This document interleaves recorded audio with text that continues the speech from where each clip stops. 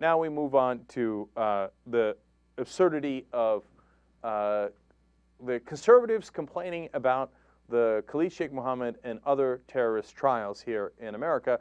Now, there's one other aspect of this. Of course, they're going to move a lot of the Gitmo prisoners here to the United States. And Dick Durbin and some of the other leaders from Illinois are saying, hey, you know what? We got this beautiful facility built in Illinois, and it's being underutilized. We'd love to get it off our hands, sell it to the federal government, because it's killing the local taxpayers, and if the government actually uses it, it'll create more jobs. So, can you guess what happened? Of course, all of the Republicans attacked, right, in the beginning. Now, I'm going to clarify that some of them then came back around the other side in a second.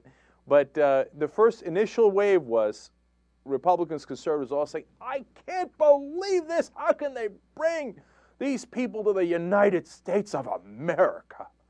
And in fact, Mark Kirk, who is a congressman from Illinois who's running for the Senate as a Republican in Illinois, said, as home to America's tallest building, we should not invite al-Qaeda to make Illinois its #1 target. Now, who's inviting al-Qaeda?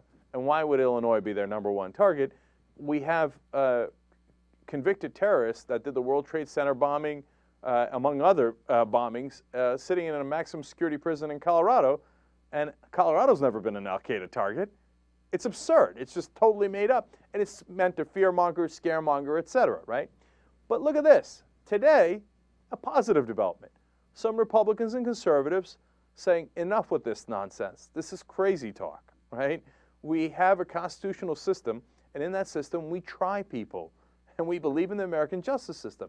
And I was like, is today bizarre world? What's going on with the Republicans and conservatives? So some of the top guys in the conservative movement, Grover Norquist, I mean, that really made my head spin. Bob Barr and David Keene of the American Conservative Union, they all came out, and then some former Republicans as well. I believe Mickey Edwards is on that list from Oklahoma. Yes, that's right. And then Barry Goldwater Jr. from California, Scott McConnell, editor-at-large of the American Conservative, of course, Lawrence Wilkerson, former chief of staff to Colin Powell in the Bush administration. So a number of them getting together and writing a letter saying, this is ridiculous. We have to eventually close Guantanamo. We're wasting a lot of taxpayer money at a very inefficient prison in Guantanamo. We have a perfectly good prison in Illinois where we're wasting taxpayer money. Let's take those guys, put them in the prison in Illinois, and try them like we've always done in the history of this country. So maybe it's the beginning a little bit of reason in the Conservative Party, okay, among the conservatives and in the Republican Party. Now, a Republican in Illinois has also spoken out. He is Representative Jim Sacchia of the state's 89th district, okay? I love his quotes. He says, my thinking on this is extremely positive as far as bringing the guys to Illinois. If we lose this opportunity, and all I can think of is we are literally idiots. I mean that sincerely. Okay. This is a Republican from Illinois. He continues, the only reason we have rhetoric now is because of the closing of Gitmo. It makes no sense at all. This is a tremendous opportunity, and we would be idiots to waste it. Yes, he just called the Republicans idiots twice in a row.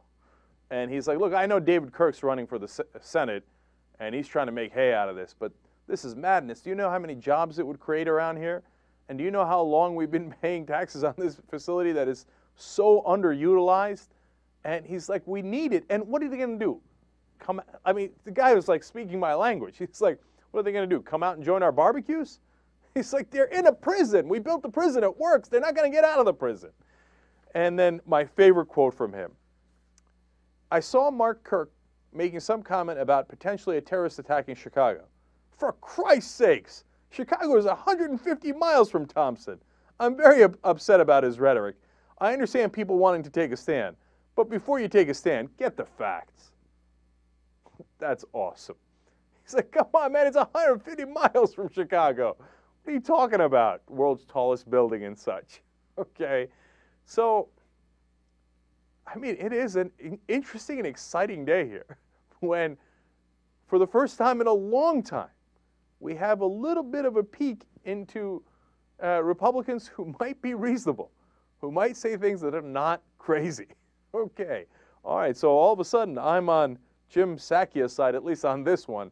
And shockingly, I never thought I'd say this, I'm on Grover Norquist's side on this one.